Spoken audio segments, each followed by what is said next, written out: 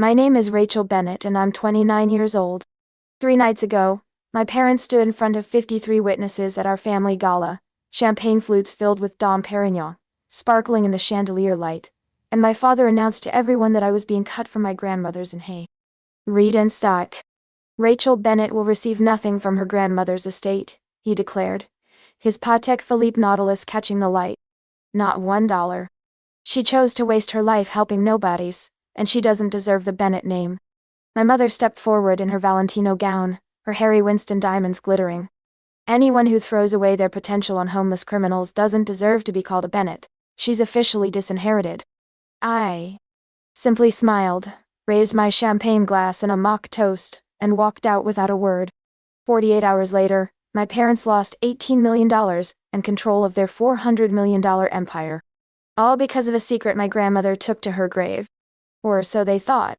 Before I share how one woman's foresight destroyed my family's greed, please take a moment to like and subscribe. I'd love to know where you're watching from and what time it is there. Now let me tell you how justice was served. The Bennett family built their fortune in luxury hospitality, starting with my grandfather's boutique hotel in Newport in 1968 and growing into Bennett Hospitality Holdings, 15 properties worth $400 million. Our Rhode Island estate sprawled across 8 waterfront acres, 22 rooms with imported Italian marble, and a 6-car garage housing my father's vintage Porsches and Mercedes. My parents, David and Catherine Bennett, weren't just wealthy. They were Newport society royalty. My mother chaired museum boards and historical society fundraisers. My father belonged to yacht clubs where annual dues cost more than most people's salaries.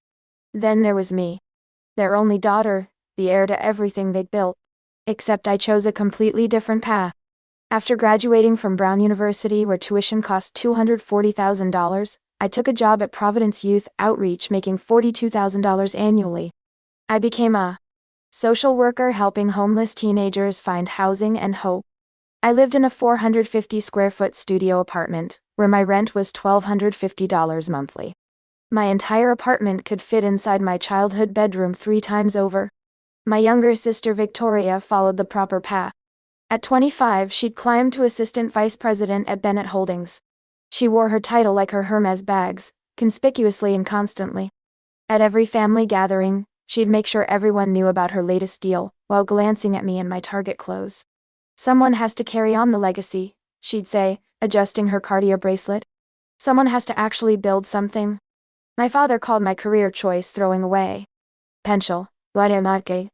You had offers from Deloitte, from Morgan Stanley, he'd say at every dinner, swirling his Chateau Margaux. Instead you're playing therapist to delinquent teenagers for poverty wages. My mother's disappointment cut deeper. The Harrisons asked about you at the club, she said once. I had to explain my Brown graduate daughter chose to make less than our housekeeping staff. But my grandmother Helen saw everything differently. In the 1970s, she'd founded Montgomery Care Solutions, building it from nothing into a company she sold for $25 million, completely separate from Bennett money. Every Tuesday for 12 years, I met her for lunch at Lucia's, a modest Italian restaurant. My sister Victoria visited on holidays. My parents showed up, quarterly with contracts needing signatures. But I came because I loved her. 8 months before she died, she pulled out a manila envelope. Rachel, I've made arrangements. Legal protections. Your parents believe money determines worth. I won't let that disease destroy you. She gripped my hand. Promise me you'll start documenting everything. Every family dinner where they belittle you. Every comment about your worthlessness. Record it on your phone. Save everything. Truth needs evidence. 4 months later, she died. The funeral was elaborate. My father gave a speech about legacy. My mother spoke about tradition. I read Mary Oliver's poetry and watched my mother check her phone during my reading. 3 days after the funeral, my father called an emergency family meeting. The formal dining room felt like a corporate war room. My father sat at the $50,000 mahogany table, his Patek Philippe gleaming. We need to discuss Mother's estate, he began. $25 million in personal assets, plus her 35% stake in Bennett Holdings worth $140 million. That's $165 million that needs proper distribution. Properly distributed, my mother echoed, sipping wine from Waterford Crystal. The question is, who deserves to inherit based on contribution? Victoria jumped in immediately. Some family members have built the empire. Others have actively rejected everything we stand for. Exactly, my father said, picking up his Macallan 18. Marcus increased Boston occupancy 18%. Lauren's renovations brought Newport to #1 at West. That's measurable contribution. Rachel makes $42,000 helping teenagers who are mostly beyond help. Runaways, addicts, criminals. She contributes nothing to Bennett Holdings. Robert, that's harsh, Aunt Patricia protested. Is it? My mother snapped. Margaret Westwood asked if Rachel was having a breakdown. That's what people think. That our daughter is mentally unstable. Marcus tried defending me. Aunt Catherine, Rachel's work matters. Those kids don't have anyone else. She makes less than our housekeeping supervisor, my father said. Maria makes $46,000. Our Brown graduate daughter makes less than our cleaning staff. That's not important, that's embarrassing. Victoria saw her opening. Which is why we need to discuss Grandma's will realistically. Rachel shouldn't expect equal treatment with those of us who actually work. What are you saying exactly? I asked calmly, my phone recording in my purse. We're saying, my father leaned forward when Mother's will is read, understand reality. You chose poverty over prosperity. Don't expect to benefit from wealth you've disdained. I never disdained wealth. I disdained measuring human worth solely by bank accounts. Same thing my mother dismissed. That attitude is why you don't deserve equal standing. I saved that recording. #8 in my collection, each one more damaging than the last. 2 weeks later, another family dinner at Countless, where the prix-fixe menu cost $800. We should discuss the will reading, my mother said over. Foie gras. We're hoping you'll be reasonable. Accept whatever token amount you receive without making things difficult. Token amount? I asked. Obviously you can't expect a full share, Victoria said. You contributed nothing. We want you to sign your inheritance over to the family business, my father said. Use it to finally contribute something instead of wasting it on homeless teenagers. You want me to donate my inheritance to Bennett Holdings? We want you to finally act like a Bennett, my mother said. Think of it as apologizing for years of embarrassment.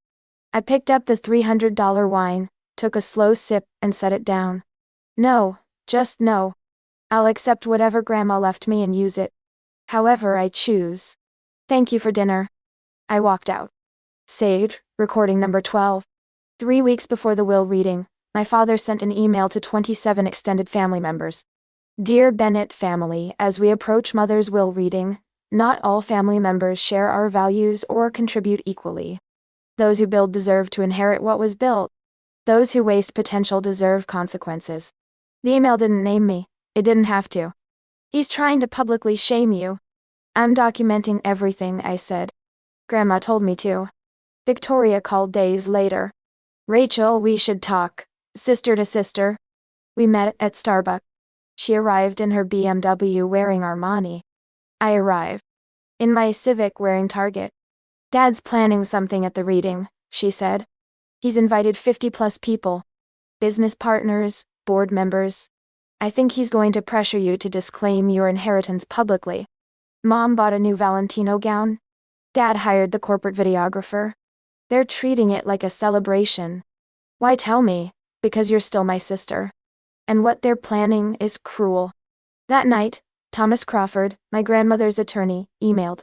Miss Bennett, your grandmother left specific instructions for scenarios she anticipated. Based on communications I've been monitoring per her request, including your father's recent email, certain scenarios are developing. Please call immediately. I called at 7 a.m. Your grandmother spent 18 months with 3 law firms creating an integrity clause, Crawford explained. A protection mechanism that activates under specific conditions involving public humiliation and coercion about inheritance. What kind of conditions? If any beneficiary publicly humiliates another family member for career choices in FR. On of 20 or more witnesses, they forfeit everything. All their inheritance transfers to the wronged party. My hands went cold. She knew they'd do this. She hoped they wouldn't. But she planned for it. Rachel, if your father publicly declares you unworthy at this event, if it's documented, he loses everything. The $18 million designated for him and your mother. More importantly, he loses those 35% shares. You'll have controlling interest in Bennett Holdings. This can't be legal. 3 firms validated it. What? Now I need to ask. Has there been a pattern of public belittling? Yes. For years. Have you documented it? Extensively. Good. What? Keep documenting. When the moment comes, trust your grandmother to think of everything. If you've ever been judged by your family for choosing purpose over profit, leave a comment below. Subscribe if you want to see how careful planning can turn cruelty into justice. Because what happened next changed everything. 2 weeks before the reading, the invitation arrived. Heavy embossed cardstock. The Bennett family requests your presence for an evening honoring Helen Montgomery Bennett's legacy. Black tie required. Grand Ballroom, Bennett Newport Flagship, Saturday, November 18th, 7:00 p.m. My mother called. You'll attend, won't you? It's important. For family unity. To honor Grandma's memory, of course. What else would it be? I'll be there. The week before felt like waiting for a hurricane. My father sent a group text, looking forward to Saturday. Time to address long overdue family business. Time to be honest about contributions and worth. I didn't respond. Just saved the screenshot. That week, I overheard something I wasn't supposed to. I'd gone to pick up Grandma's boxed items when I heard voices from my father's study. The announcement needs to be public, my father was saying. If I declare her unworthy in front of 50 witnesses, if it's filmed, she won't fight back. Public shame is powerful.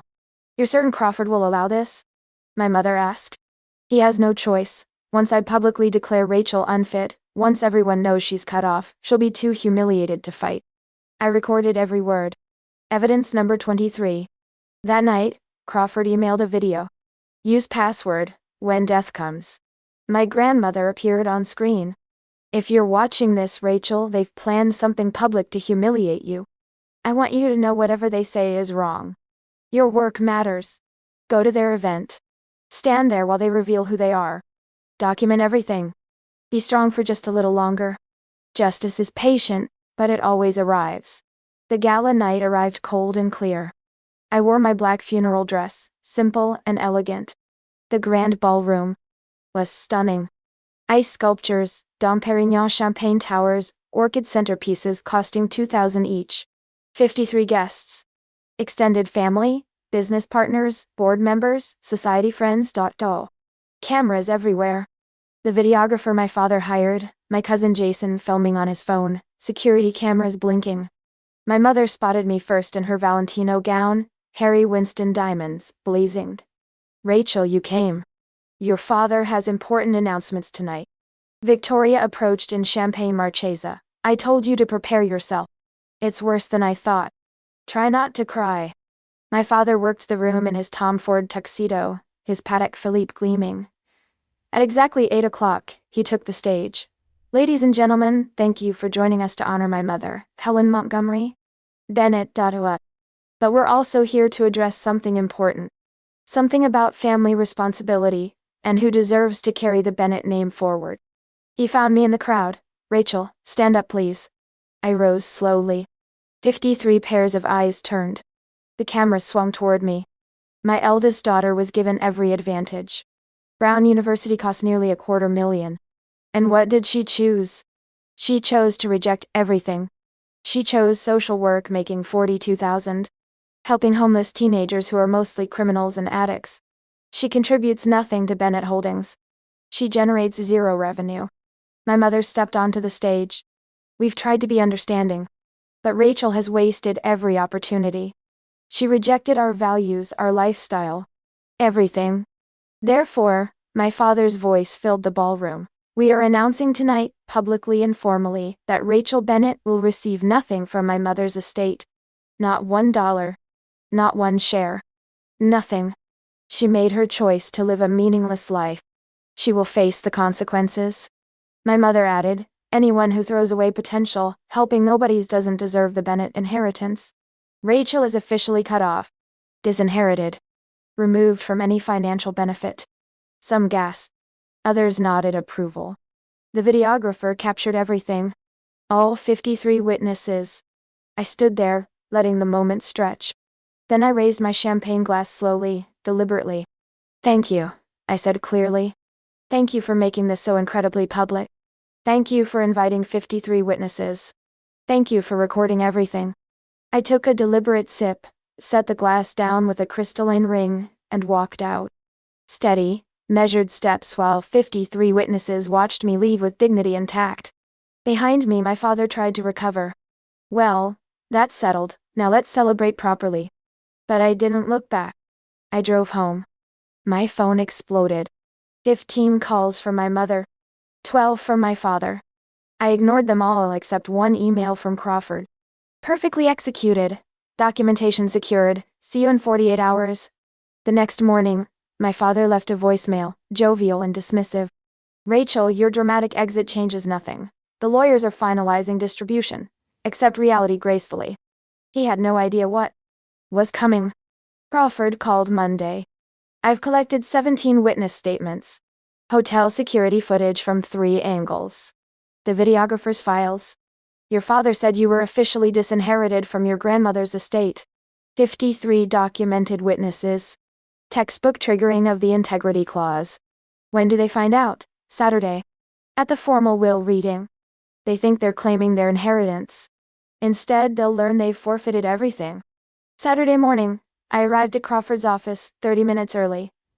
Your parents have no idea, Crawford said. They think they're claiming $8 million each plus controlling shares. Instead, they're losing everything. Through the glass walls, I watched them arrive. My father in his Power Brioni suit. My mother in white Chanel, already celebrating. Victoria looking nervous. Marcus and Lauren uncomfortable. Aunt Patricia, quiet. And surprisingly, Harold Brennan with 2 Bennett Holdings board members. At 2 p.m. we gathered. My parents sat at the head like executives. I sat at the far end. Crawford stood. Thank you all for attending. We're here for the formal reading of Eleanor Helen Montgomery Bennett's last will and testament. This is being video recorded per her instructions. Any objections? Just get on with it, my father said impatiently. Crawford opened the folder, preliminary distributions. To charities, $8 million. To staff, $1.5 million. To Rachel Bennett, personal items of sentimental value. My mother smiled. To David and Catherine Bennett, the bulk of my personal estate plus my 35% stake in Bennett Holdings, distributed according to complete documentation and conditional provisions. Finally, my father muttered. However, Crawford said, and the room stilled. Before distribution, we must review complete conditional provisions and triggering events. Mrs. Bennett recorded a video explanation. Crawford pressed play. My grandmother appeared on screen. My dear family, if you're watching this, I'm gone and you're dividing what I left. But first, understand why I structured my will exactly as I did. I spent 40 years building my own fortune. I did it so I'd never be dependent or controlled. I built Montgomery Care Solutions from nothing and sold it for $25 million that belonged only to me. That money represents my power to choose who deserves it. She leaned closer. I've watched how some family members treat others. How they use money as weapons. How they measure worth in dollars. How they punish people for choosing compassion. I've watched my son David become someone I barely recognize. Someone who treats his daughter with contempt for helping others. My father shifted, therefore I included an integrity clause. Quite simple. Any beneficiary who publicly humiliates another family member for career choices forfeits all claims to my estate. This is insane, my father said. The clause activates upon documented proof witnessed by at least 20 people. Forfeiture is automatic, immediate, irreversible. 3 firms validated it. No appeals. No exceptions, no loopholes. Furthermore, any forfeited inheritance transfers immediately to the wronged party. All monetary assets, securities, and my 35% stake in Bennett Holdings. Those who use public shame as weapons deserve nothing from me. My mother was gripping the table. If someone triggers this clause, they lose everything. No mercy. And if anyone challenges it legally, there's a $5 million penalty. She paused. Now you're wondering if this clause triggered. Thomas, please explain. Crawford pulled out folders. Saturday, November 18th, Bennett Newport property. Mr. Bennett, you took a stage before 53 witnesses and stated, quote, Rachel Bennett will receive nothing from my mother's estate. Not $1. She made her choice to live a meaningless life.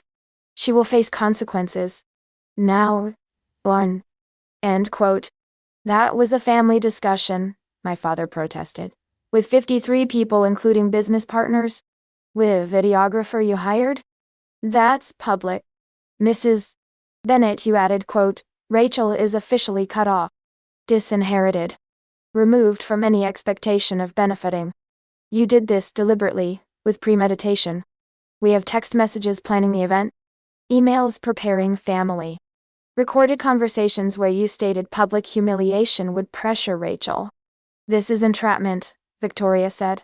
Your grandmother created this 18 months before she died. Rachel had no knowledge. Only protection.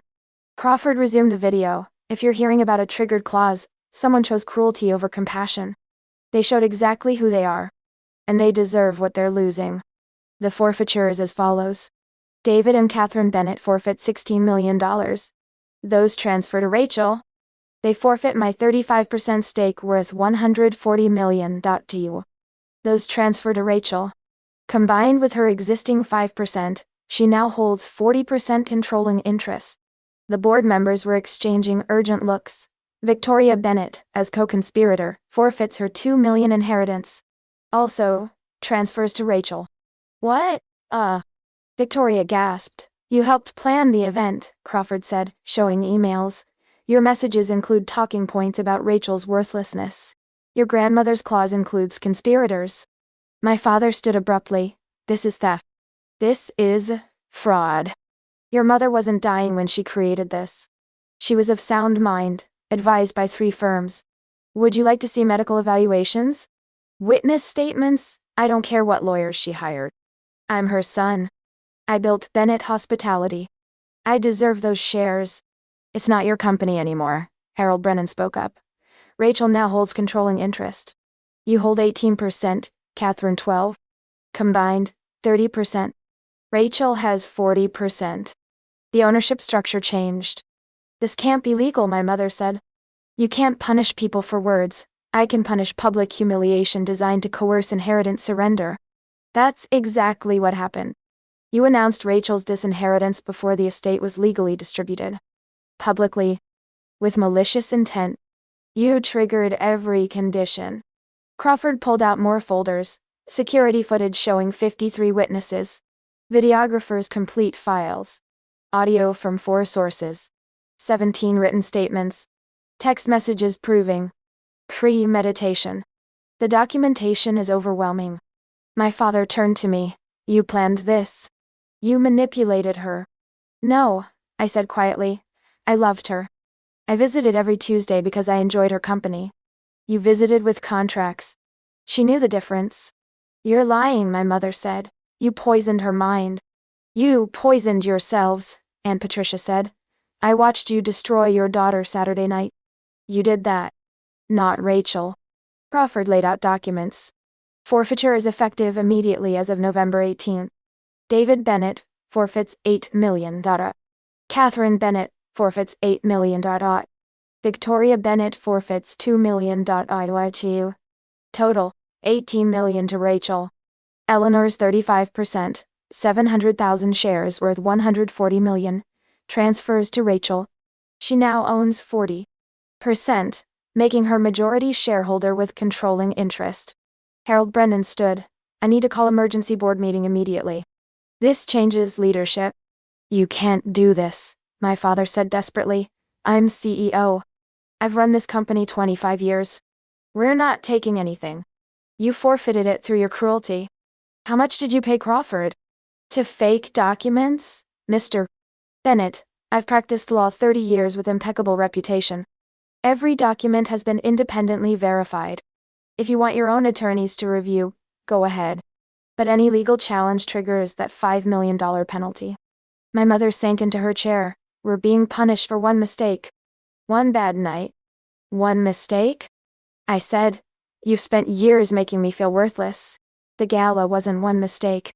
It was culmination of years of cruelty. Grandma saw all of it. We're your parents, my father said. We raised you. And you're taking everything? You took it from yourselves. Grandma gave you a choice. Treat family with respect or lose everything. You chose cruelty. These are consequences. The board meeting that afternoon was swift.